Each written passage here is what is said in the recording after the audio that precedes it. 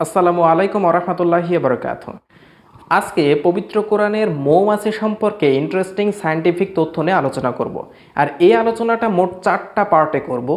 প্রথম পার্টে এবং দ্বিতীয় এবং তৃতীয় পার্টে থাকবে মৌমাছি সম্পর্কিত যে বৈজ্ঞানিক তথ্য 1973 সালে আবিষ্কারকৃত হয়েছে সেটা পবিত্র কোরআনে কি বলা আছে সে সম্পর্কে। আর চতুর্থ পার্টে আলোচনা করব এই সূরা নাহাল অর্থাৎ মৌমাছি নামে যে সূরা আছে এই সূরা নাহালের যে ম্যাথমেটিক্যাল ফ্যাক্টর আছে সেটা সম্পর্কে। সম্পূর্ণ ভিডিওটি দেখবেন, খুবই ইন্টারেস্টিং তথ্য পেতে চলেছেন আজকের এই এপিসোডে। চলুন চলে যাই প্রথম ফ্যাক্টরে। প্রথম ফ্যাক্টরটা হচ্ছে 1973 সালে একজন অস্ট্রিয়ান বিজ্ঞানী চিকিৎসা বিজ্ঞানে নোবেল প্রাইজ পান। তার নাম হচ্ছে কার্ল ভন ফ্রিচ। তিনি মৌমাছির উপর দীর্ঘদিন ধরে গবেষণা করেন এবং কিছু ফলাফল তার একটি বইয়ে প্রকাশ করেন। বইটির নাম হচ্ছে দ্য ডান্সিং বিজ। তার এই দ্য ডান্সিং বিজ বইয়ে উল্লেখ করেন যে মৌমাছি হচ্ছে 3 প্রকারের হয়। প্রথম প্রকার হচ্ছে পুরুষ মৌমাছি, যেটা হচ্ছে সবথেকে অলস মৌমাছি। এই পুরুষ মৌমাছির কাজ হচ্ছে শুধুমাত্র প্রজননে সাহায্য করা আর মৌচাকটা পাহারা দেওয়া। এর বাইরে পুরুষ মৌমাছির আর কোনো কাজ নেই। লক্ষ্য করলে দেখবেন তাদের চোখগুলো অনেক বড় বড় হয় অন্য মৌমাছির থেকে, কারণ তাদের কাজ হচ্ছে মৌচাক পাহারা দেওয়া। দ্বিতীয় প্রকারের মৌমাছি হচ্ছে রানী মৌমাছি। এটা হচ্ছে স্ত্রী মৌমাছি এবং এর কাজ হচ্ছে শুধু বংশ বিস্তার করা, শুধু বাচ্চা উৎপাদন করা, এর বাইরে আর কোনো কাজ নেই। তৃতীয় প্রকারের মৌমাছি হচ্ছে এরাও স্ত্রী মৌমাছি, তবে এরা বাচ্চা জন্ম দিতে অক্ষম। এরা বাচ্চা জন্ম দিতে পারে না, এরা হচ্ছে জন্মগত বন্ধা, এদের বাচ্চা জন্ম দিতে পারে না। আর মৌচাকের যাবতীয় কাজগুলো এই প্রকারের মৌমাছি করে থাকে, তাই এদেরকে বলা হয় ওয়ার্কার বিজ বা কর্মী মৌমাছি। মৌচাক তৈরি থেকে শুরু করে দূর দূরান্ত থেকে মধু বয়ে আনার কাজ করে এই ওয়ার্কার বিজ। আর এরা হচ্ছে স্ত্রী মৌমাছি, মনে রাখবেন স্ত্রী মৌমাছি। 1973 সালে কার্ল ভন ফ্রিচের গবেষণার আগে কখনো মানুষ এই তথ্যগুলো জানতো না। মানুষ ভাবতো যে পুরুষ মৌমাছিগুলো বাইরে যে মধু আহরণ করে নিয়ে আসে। বাট 1973 সালে এই সমস্ত বিষয়গুলো উদ্ঘাটন করার ফলে তাকে নোবেল প্রাইজে ভূষিত করা হয়। এবার আসুন দেখি পবিত্র কোরআন আমাদেরকে কি বলছে। বাইরে যে মৌমাছিগুলো যায় এই মৌমাছিগুলো আসলে কি পুরুষ নাকি মহিলা। দেখেন, পবিত্র কোরআনে সূরা নাহালের 68 নম্বর আয়াতে বলা হয়েছে, দাঁড়ান এই বিষয়টা এক্সপ্লেন করার আগে আমরা একটু গ্রামেটিক্যাল বিষয়টা জেনে নিই।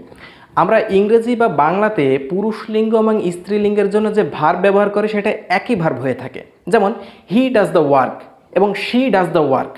হি এবং শি অর্থাৎ পুরুষ এবং মহিলার ক্ষেত্রে আমরা যে ভার্বটা ব্যবহার করছি ডাজ, অর্থাৎ পুরুষ লিঙ্গ এবং স্ত্রীলিঙ্গের ক্ষেত্রে ভার্বের কোনো পরিবর্তন হয় না। কিন্তু যদি আমরা অ্যারাবিক গ্রামারের দিকে লক্ষ্য করি তাহলে প্রত্যেক লিঙ্গের জন্য আলাদা আলাদা ভার্ব ব্যবহার করা হয়, যেটা আমরা এই আয়াতে দেখতে পাবো। আমি বাংলা অর্থটা বলছি। আপনার রব মৌমাছিকে আদেশ দিয়েছেন যে মৌচাক বানিয়ে নাও। প্রথমে মৌচাক বানানোর আদেশটা দেওয়া হয়েছে। পাহাড়ে, বৃক্ষে এবং মানুষের গৃহ নির্মাণ করে তাতে। আপনার রব অর্থাৎ আল্লাহ সুবহানাহু ওয়া তাআলা মৌমাছিকে আদেশ করেছেন মৌচাক নির্মাণ করতে। এখন কথা হচ্ছে এই মৌচাক নির্মাণ করতে যে আদেশটা দেওয়া হয়েছে এই আদেশটা কোন প্রকারের মৌমাছিকে দেওয়া হয়েছে। দেখুন, আপনি যদি আরবি ভাষা জানেন বা আরবি ব্যাকরণ বুঝেন তাহলে অবশ্যই আপনার জানার কথা পুরুষ মৌমাছির জন্য আরবিতে যে শব্দ ব্যবহার করা হয় সেটা হচ্ছে ইত্তাখিজ। পুরুষ মৌমাছির জন্য ইত্তাখিজ, আর স্ত্রী মৌমাছির জন্য ব্যবহার করা হয় ইত্তাখিজি। ইত্তাখিজ আর ইত্তাখিজি। স্ত্রী মৌমাছির জন্য ইত্তাখিজি শব্দটি ব্যবহার করা হয়। এটা হচ্ছে আলাদা আলাদা শব্দ। উপরের এই আয়াতে যদি দেখেন, আপনারা স্ক্রিনে দেখতে পাচ্ছেন, এখানে যে শব্দটি ব্যবহার করা হয়েছে সেটা হচ্ছে ইত্তাখিজি। আল্লাহ সুবহানাহু ওয়া তাআলা এখানে ইত্তাখিজ শব্দটি ব্যবহার করেনি, বরঞ্চ ইত্তাখিজি শব্দটি ব্যবহার করেছেন। আর আমরা জানি ইত্তাখিজি শব্দটি স্ত্রী মৌমাছির ক্ষেত্রে ব্যবহার করা হয়। তার মানে নিঃসন্দেহে আমরা বুঝতে পারছি যে আল্লাহ সুবহানাহু ওয়া তাআলা মৌচাক নির্মাণের জন্য যে আদেশটা দিয়েছেন সেটা স্ত্রী মৌমাছিকে দিয়েছেন। আর কার্ল ভন ফ্রিচ তার গবেষণায় এটাই বলেছেন যে মৌচাক নির্মাণ করে স্ত্রী মৌমাছি বা ওয়ার্কার বিজ, আমরা যেটা আগে জেনেছি। যদি এখানে ইত্তাখিজ শব্দটি ব্যবহার করা হতো তাহলে এখানে পুরুষ মৌমাছিদেরকে নির্দেশ করা হতো, যেটা হতো একটা সায়েন্টিফিক ভুল, পবিত্র কোরআনে একটা সায়েন্টিফিক ভুল। কিন্তু তা কিন্তু হয়নি, কারণ আল্লাহ পবিত্র কোরআনে বলছেন সূরা আল বাকারা অধ্যায় 2 আয়াত নাম্বার 2, যালিকাল কিতাবুল লা রাইবা ফীহি, অর্থাৎ এটা হচ্ছে সেই কিতাব যাহাতে কোনো প্রকার সন্দেহ নেই, কোনো ভুলভ্রান্তি নেই। তাই এখানেও কোনো ভুলভ্রান্তি নেই। আল্লাহ সুবহানাহু ওয়া তাআলা যে নির্দেশটা দিয়েছেন মৌচাক তৈরি করার জন্য সেটা স্ত্রী মৌমাছিকে দেওয়া হয়েছে। চিন্তা করো, যেটা আমরা জানতে পেরেছি 1973 সালে, সেটা পবিত্র কোরআনে সুস্পষ্টভাবেই জানিয়ে দেওয়া হয়েছে 1450 বছর আগেই। এবার চলে যাচ্ছি ফ্যাক্টর নাম্বার 2 তে। ফ্যাক্টর 2টা খুবই মজার একটা বিষয়। লক্ষ্য করুন যে কার্ল ভন ফ্রিজ প্রমাণ করেছেন যে একটি কর্মী মৌমাছি যখন কোনো ফুলের সন্ধান পায় বা কোনো বাগানের সন্ধান পায় যেখানে ফুল রয়েছে, এই মৌমাছিটা একটা সুনির্দিষ্ট পথে গমন করে এবং সেই পথ সম্পর্কে বাকি মৌমাছিদেরকে অবগত করে দেয়।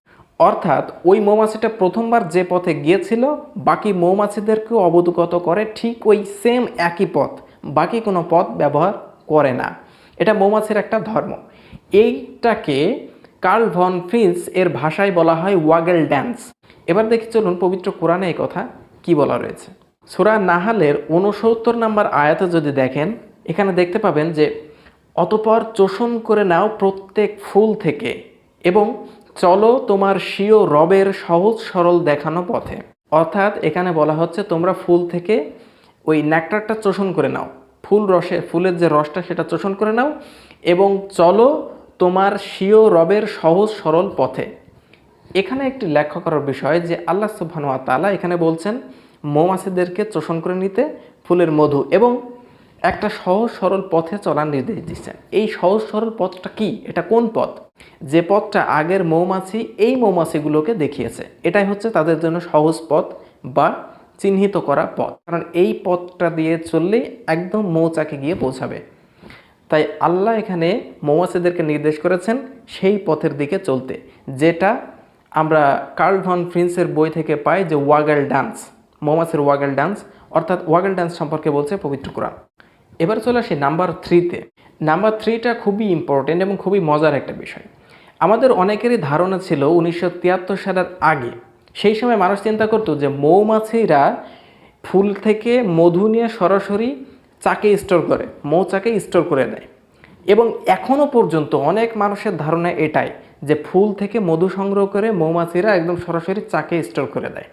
ব্যাপারটা মোটেও এরকম না। 1973 সালে কার্ল ভন ফ্রিন্স তার গবেষণায় এটা পেয়েছেন যে মৌমাছির দেহেই মধু উৎপন্ন হয়।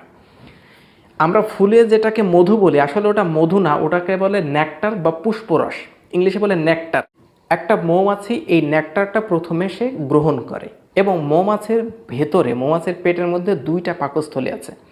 একটা পাকস্থলী হচ্ছে তার পরিপাকতন্ত্রের পাকস্থলী, যেটাকে সিম্পলি স্টোম্যাক বলা হয়, আর আরেকটা পাকস্থলী আছে যেটাকে বলা হয় হানি স্টোম্যাক। এই হানি স্টোম্যাকের মধ্যে এই মধুটাকে স্টোর করে মৌমাছি।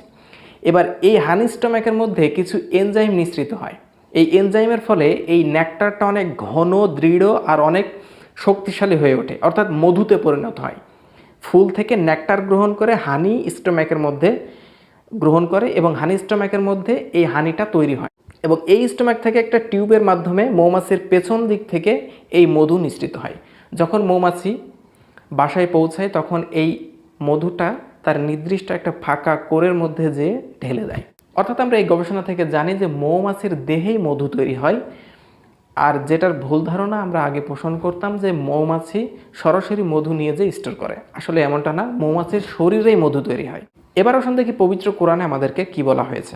যদি সূরা নাহলের 69 নম্বর আয়াতে দেখেন তাহলে এখানে দেখতে পাবেন যে তার পেট থেকে এমন পানীয় বের হয় যার রং ভিন্ন ভিন্ন, যাতে মানুষের জন্য রয়েছে রোগ নিরাময়। নিশ্চয়ই এতে রয়েছে নিদর্শন সেই কওমের জন্য যারা চিন্তা করতে অভ্যস্ত।